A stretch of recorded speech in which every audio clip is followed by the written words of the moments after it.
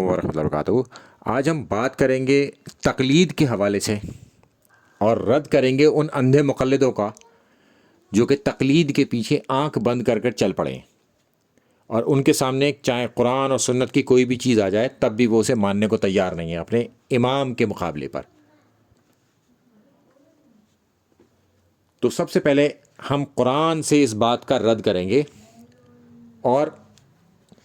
Chapter 4 آیت number 59 میں اللہ تعالیٰ نے واضح فرما دیا حکم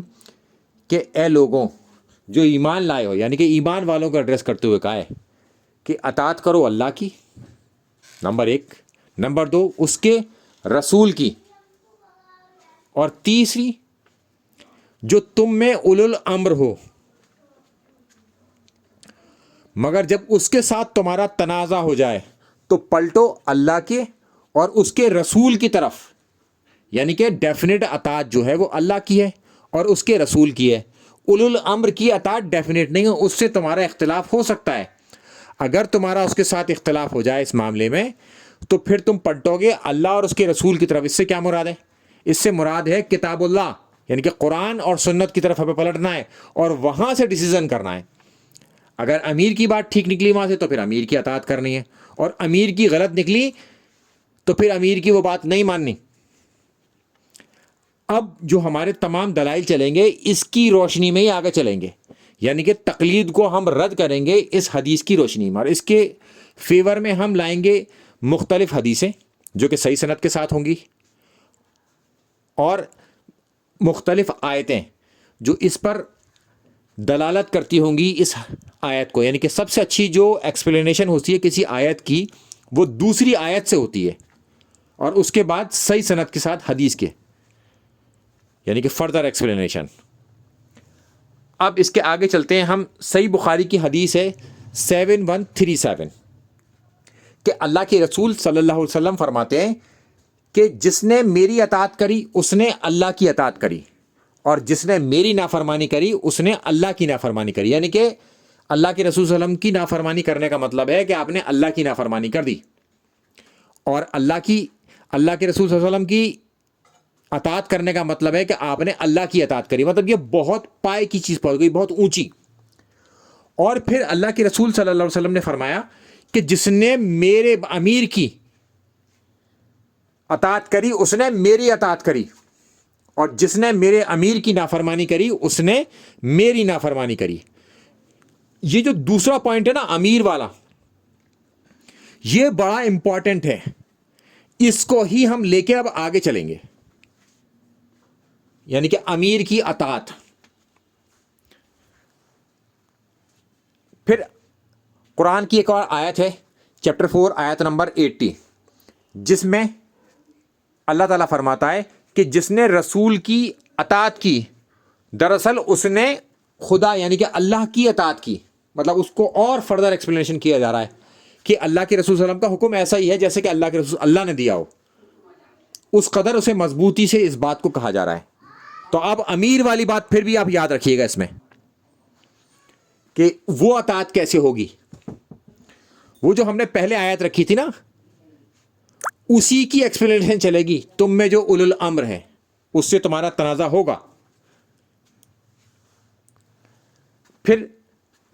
اللہ تعالیٰ قرآن میں فرماتا ہے چیپٹر 3 آیت نمبر 31 میں کہ اے نبی لوگوں سے کہہ دو کہ اگر تم حقیقت میں اللہ سے محبت رکھتے ہو تو میری پیروی اختیار کرو۔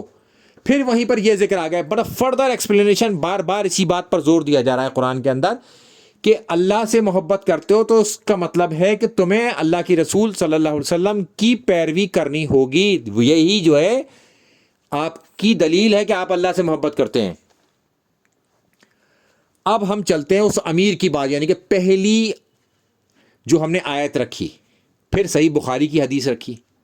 امیر کے اعتبار سے جو اولو الامر ہے تم میں۔ تو اب ہم ایسے ایک امیر کی بات کرتے ہیں جو کہ صحابی بھی ہے اور جس کو ڈائریکٹلی اللہ کے رسول صلی اللہ علیہ وسلم نے امیر بنایا۔ ٹھیک ہے، اب دو پیچھے سے ایک حدیث صحیح بخاری کی اور ایک سب سے پہلی جو آیت ہم نے دکھائی تھی وہ اس کو ایکسپلین کرے گی اس بات کو کہ ایکچول میں وہ امیر کی حیثیت ہے کیا۔ تو اللہ کے رسول صلی اللہ علیہ وسلم نے ایک صحابی کو امیر بنایا اور وہ اپنے گروہ کو لے کے آگے گئے. اب کچھ ان میں آپس میں اختلاف ہوا تو لہٰذا اس امیر نے ایک آگ جلوائی. آگ جلوانے کے بعد اس نے کہا لوگوں سے کہ تم امیر کی پیروی کرو, یعنی کہ میری پیروی کرو, میں تمہیں حکم دیتا ہوں کہ تم اس آگ میں کود جاؤ. تو کچھ لوگ تو اس بات پر تیار ہو گئے کہ وہ امیر کی پیروی کرتے ہوئے آگ میں کودنے کے لیے. ٹھیک ہے, ایک پوائنٹ. اور کچھ لوگوں نے انکار کر دیا, کہا آگ سے ہی تو بھاگ کر ہم آئے, یعنی کہ اپنا دین چھوڑ کر ہم نے اسلام قبول کیا ہے, آگ کی وجہ سے ہی تو, یعنی کہ جہنم کی آگ کی وجہ سے ہی تو ہم نے وہ چیزیں چھوڑی ہیں, اب تو ہمیں اس میں ڈالنے کے لیے کہہ رہا ہے. اب یہ معاملہ اللہ کے رسول صلی اللہ علیہ وسلم کے پاس پہنچا تو اللہ کے رسول صلی اللہ علیہ وسلم نے اس گروہ کو ایڈریس کرتے ہوئے کہا کہ جو کہ اپنے امیر کی بات مان کر آگ میں کودنے کو تیار تھا, کہ اگر تم اس آگ میں کود جاتے تو پھر قیامت تک اس آگ میں جلتے, یعنی کہ اس قدر تم پر عذاب مسلط ہو جاتا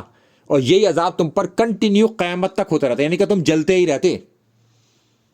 امیر کی اطاعت اگر کر لیتے تو. اور پھر ان لوگوں کو خوشخبری سنائی جو لوگ تیار نہیں ہوئے اپنے امیر کی بات کرنے کے لیے, ماننے کے لیے. پھر اللہ کے رسول صلی اللہ علیہ وسلم نے فرمایا کہ امیر کی اطاعت صرف ان چیزوں میں ہے جو نیکی کی چیز ہو, یعنی کہ کوئی نیکی کا کام ہے, اچھا کام ہے, اس میں آپ اپنے امیر کی اطاعت کریں گے. برے کام میں, نافرمانی میں, منکر میں آپ اس کی اطاعت نہیں کریں گے. امیر کی اطاعت جو ہے نافرمانی میں نہیں ہے, نیکیوں میں ہے. تو اب یہ وہ جو میں نے پہلے بھی بتایا تھا کہ ہم نے جو پہلے آیت دکھائی اور پھر صحیح مسلم کی صحیح بخاری کی حدیث دکھائی, یہ اس کی ایکسپلینیشن میں ایکچوئل میں امیر کی اطاعت ہمیں کرنی کب ہے اور کن چیزوں میں ہم امیر سے اختلاف کر سکتے ہیں, اور منکر میں ہمیں اس کی اطاعت نہیں کرنی, نیکیوں میں اس کی اطاعت کرنی ہے. اب اس کی ایک اور ایکسپلینیشن جو کہ صحیح مسلم کی حدیث ہے 4776 کہ عبد الرحمن رب کعبہ نے عبداللہ ابن عمر ابن العاص سے کہا کہ تیرے چچا کا لڑکا ہمیں مسلمانوں, تیرے چچا کا لڑکا یعنی کہ معاویہ بن سفیان, ہمیں مسلمانوں کو ناحق قتل کرنے اور ان کا مال لوٹنے کا حکم دیتا ہے. اور قرآن کی آیت پھر وہ ہے کہ نہ اپنے کسی کا مال لوٹو اور نہ کسی کو ناحق قتل کرو, یعنی کہ اپنے آپ کو, یعنی کہ مسلمانوں کا مال ہمیں لوٹنا نہیں ہے, نہ ان کو قتل کرنا ہے. قرآن کی یہ آیت ہے اور معاویہ اس کا الٹ چل رہا ہے.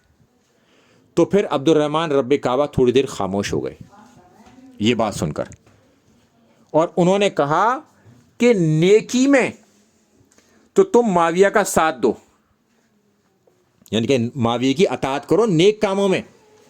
اور اس سے الگ ہو جاؤ برے کاموں میں اس کے, یعنی کہ وہ تمہیں جب برائی کا حکم دے تو اس سے الگ ہو جاؤ, اور نیکی کا کام ہو تو اس میں تم اس کے ساتھ ہو جاؤ.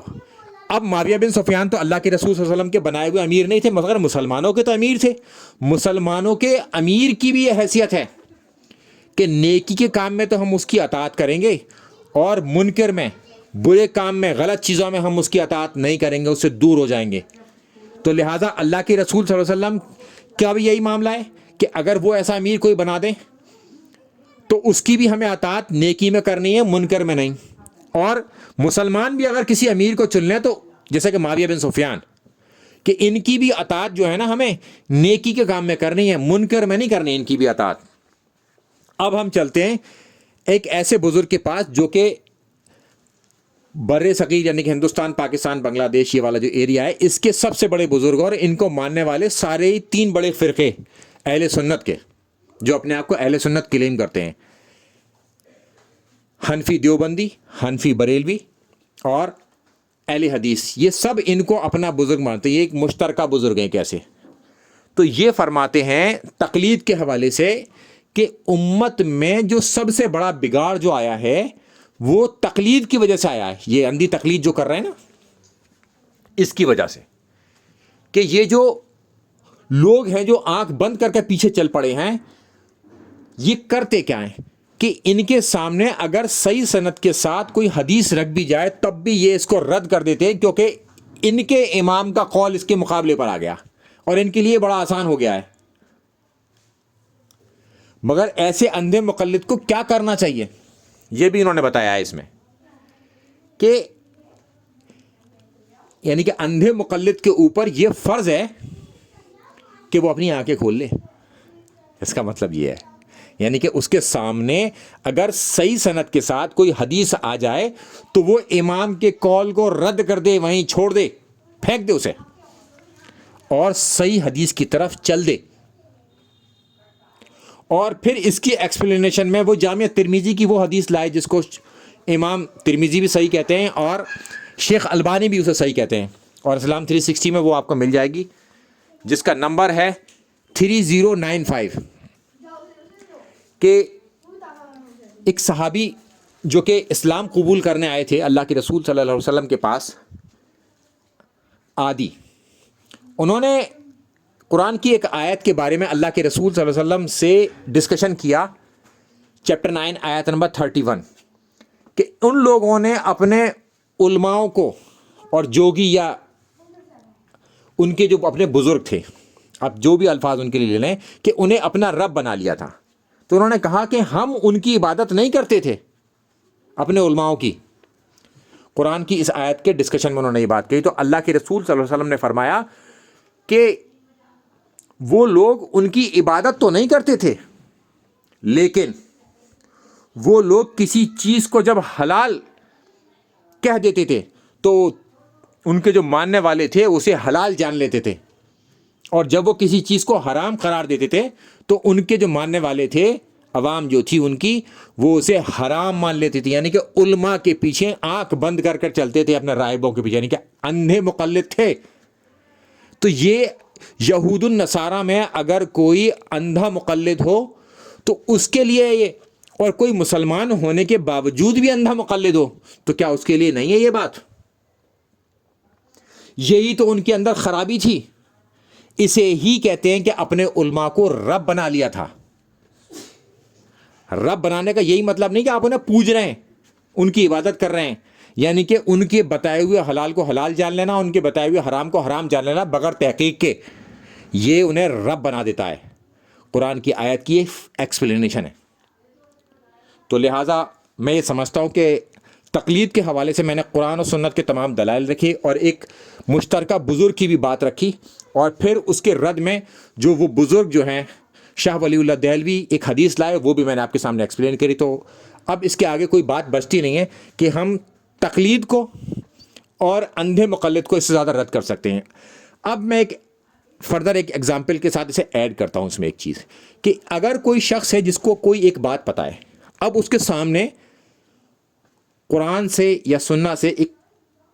چیز آ جاتی ہے کہ یہ بات ایسے نہیں ایسے ہے, تو پھر اس شخص کے اوپر یہ لازم آ جائے گا, یعنی کہ شاہ ولی اللہ دہلوی کا جو فتویٰ ہے کہ فرض ہے اس شخص کے اوپر اب کہ وہ اپنے بزرگ کی بات کو رد کر دے, اسے پھینک دے اور قرآن و سنت کے پیچھے چل پڑے. یہ ہے اس کا لب لعاب. السلام علیکم ورحمۃ اللہ وبرکاتہ.